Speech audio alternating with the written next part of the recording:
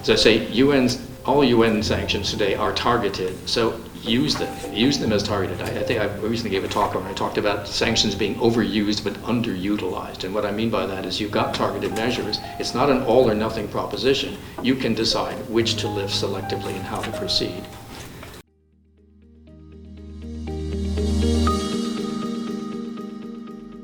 Let me just switch slightly and talk about the potential of UN sanctions. I know that may seem like a paradox to most of you, but I want to talk about the ways in which sanctions, although typically people think of sanctions as punishments or sanctions as an alternative to negotiation or diplomacy, but in fact, or sanctions exist between words and wars. That's a common statement about sanctions. Well, the fact is, sanctions are never applied in isolation.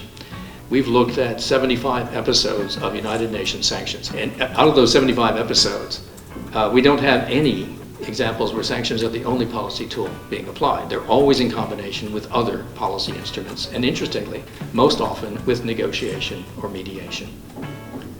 So, given that fact, it's not really a choice. It's not a choice to negotiate or to apply sanctions. Typically, they're both being applied at the same time. So the question is, what's the relationship between these different instruments? So in the last year and a half, I've been working closely with a UN university and with a mediation group in Switzerland called Swiss Peace. And we've been looking at the relationship between sanctions and mediation. And it has implications for negotiations more generally, certainly for the DPRK U.S. Republic of Korea negotiations.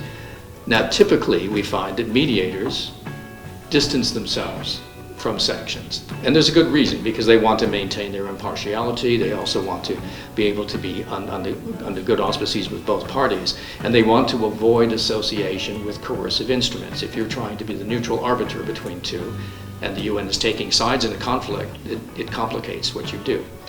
So we understand why mediators and negotiators distance themselves from sanctions, but sanctions, and they certainly can complicate. I can go through the case of Yemen in 2015 if you have questions on that later. But we've also found that sanctions can complement or support mediation and negotiations. And this is our recent report just released in February of this year at the Swiss mission in New York on UN sanctions and mediation, establishing evidence to inform practice. And we're following up on this right now with some publications as well as a set of meetings to try to relate these research results to policy practice, particularly at the UN. But let me talk about sanctions relief now as a tool for diplomacy, because we found historically that sanctions suspension or the promise of exemptions from sanctions or lifting can break deadlocks in negotiations. This is true in Libya in the 1990s when, and this is the case of the sanctions against the Gaddafi government over the downing of the Lockerbie and Pan Am and UTA over Sahel. Former Yugoslavia was part of the deal that Richard Holbrooke put on the table to get Milosevic to Dayton, Ohio. It happened in Afghanistan when Hekmatyar decided to leave and break with the Taliban, and in Iran with the JCPOA. So we have examples where suspension or the promise of lifting can break through deadlocks. And this is how I think we should be thinking about the DPRK. It's not just that sanctions are an impediment. Yes, they are, as we were just hearing very interestingly, how they're an impediment for inter-Korean relations, but they're also a potential tool for conflict resolution. As I say, all UN sanctions today are targeted, so use them as targeted. I think I recently gave a talk where I talked about sanctions being overused but underutilized, and what I mean by that is you've got targeted measures. It's not an all or nothing proposition. You can decide which to lift selectively and how to proceed. Another very important point, sanctions are not and should not be seen as an end in themselves. They're for other purposes. They're more effective in bargaining than a tool of pressure. The suspension is often more effective than the initial implementation of sanctions. And they carry important symbolic value. And the approach, I think, is quite consistent with what we've been hearing this morning and then over the very interesting lunch conversation about requiring a coordinated tit-for-tat strategy back and forth to decide each side making moves or concessions. A calibrated sanctions relief for tangible denuclearization measures, which is why I posed the question at the end of the first session about the latter. Let me just conclude with a menu, and this is a continuum of what could be done. Now, I'm not putting this together in a strategic package. I have some ideas about that, but I want to just list what could be done, because as I said at the very outset, the sanctions on DPRK are so extensive, covering so many sectors, that this is unusual for sanctions, where there are so many things you could do, so many things you could put on the table. So let me just start with the narrowest, and then expand out from that. The first thing is simply relax the implementation of voluntary measures. Sanctions consist of not just mandatory restrictions, but also additional recommendations for exercising vigilance. The U.S., since it's the big player in this bilateral relationship with DPRK, despite my question about multilateralism earlier, the U.S. could voluntarily relax some of the implementation of its own measures, not in violation of the sanctions, but these are the additional measures the U.S. is applying. Relax optional limitation on diplomatic staff, limit the application of secondary sanctions, and that's really much of the debate about when the panel of expert report come out and recommends another 22 listings. Step back on that. Both China and Russia would be pleased, since most of the secondary sanctions are applied to Chinese and Russian firms or entities. Second, exemptions. We again heard about exemptions. With regard to exemption, you could exempt the transfer of fishing rights under the seafood ban. You could create a safe banking channel for humanitarian goods. This, I think, is something that is not just important in this particular sanctions regime, but is actually a broader one, more generally, because it's affecting many of the UN sanctions regimes, even the most targeted ones.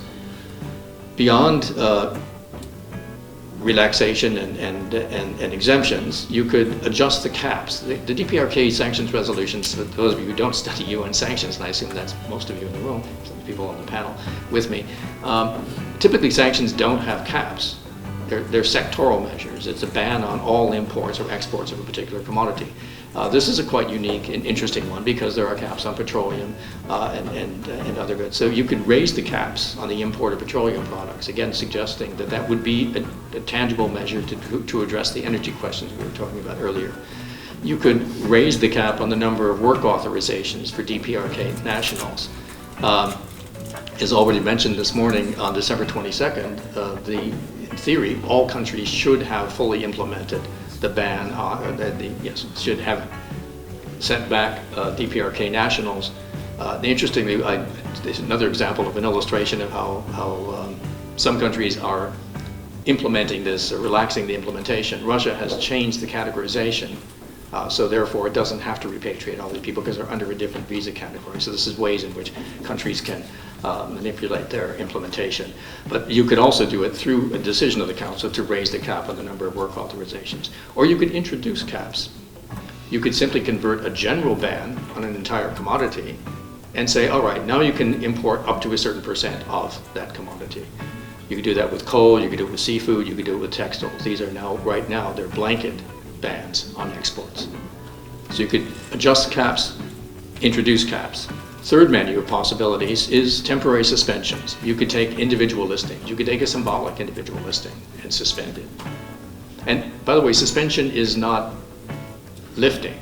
Lifting it's very different. You suspend for a period. It can be open-ended. You can simply terminate the suspension at some point. You can either have them, and there's language to do that. I can say more about that. Sectoral measures could also be suspended temporarily, and that was, I believe, put on the table in Stockholm, from what I've heard. Two particular sectors of the U.S. at least brought into the discussions in Stockholm recently. Selective delistings would be another move. Symbolically, you could. There are 80 current individuals. You could find someone who you think is. You wish to send a signal, you could selectively delist those individuals. Corporate entities, there are 75. Or then finally we get to lifting and formal termination. Not all at once, but in stages, linked to denuclearization. So these are just analytical categories, ways of thinking about sanctions relief and how it could be linked to denuclearization. We also heard, very interestingly, about incentives. So here's my last menu. You combine the lifting of the restrictive measures with positive inducements. Access to IFIs, regional banks. Chung-Yen and I were recently in Dubai talking about these possibilities with the people from the World Bank Group. Infrastructure investment we've just heard about. There really, fundamentally, there are no shortages of possibilities given the extensiveness of the sanctions in place. So what one should think about are combinations of these measures as a way to respond to Yongdong, and if in fact it is as significant as we've just heard, then there should be a significant combination of relief measures as a counter. So sanctions, think in terms of sanctions, relief packages, economic incentives packages, or combinations of the two. Again, as we just heard about the power grids. Now, technically, I'll conclude with 2 points. Technically, we don't need new language to do this. In fact, this language is already present in previously agreed upon UN Security Council resolutions. Angola in the 1990s, Liberia in the early 2000s, both involve suspensions, temporary liftings. So we don't need to negotiate a complex snapback provision like the JCPOA. And it would be particularly difficult, I think, to do that in today's environment, particularly given the growing disagreement at the Security Council on this particular regime. Politically, well, that's a different matter. So I can say technically it can be done. Can it be done politically? One point I want to make, and I think it's very important, many people don't quite appreciate this fact, but all the resolutions since 2013 have been jointly, the pen holder has not just been the US, which actually holds the pen on 56% of UN Security Council sanctions resolutions, but has been jointly co-authored by the US and China. I think that's quite significant. So this is a very important bilateral aspect of the development of this regime. The 5 resolutions that DPRK wanted rolled back in Hanoi, interestingly, these were all passed since 2016. And I would argue that these are the last 5 episodes of our app evaluations. These are by far the most significant. So when they say, oh, it's just 5 resolutions, yes, but that's 95% of the impact of the sanctions overall. Now, we've also heard about, I call it institutionalized uncertainty in the White House. That's something the whole world is dealing with, as Peter pointed out earlier. And as I said, China and Russia are currently, if not blocking implementation, well, they are actually, they're blocking implementation of limits on petroleum imports and ship-to-ship transfers and fishing rights. So this is just what's happening at the committee level at the moment. I won't go into strategies. I can have a whole bunch of ways of thinking about that, but I've taken too much of your time already, so it's all there if anybody wants to go through it, and I'm not going to talk about it. Conclusion, coordinate, carefully calibrate, need substantial moves on both sides. Maximum pressure, I think, has exceeded its limits. The challenge is when, how much, and how to link it to denuclearization. Thanks very much for your attention. Yeah.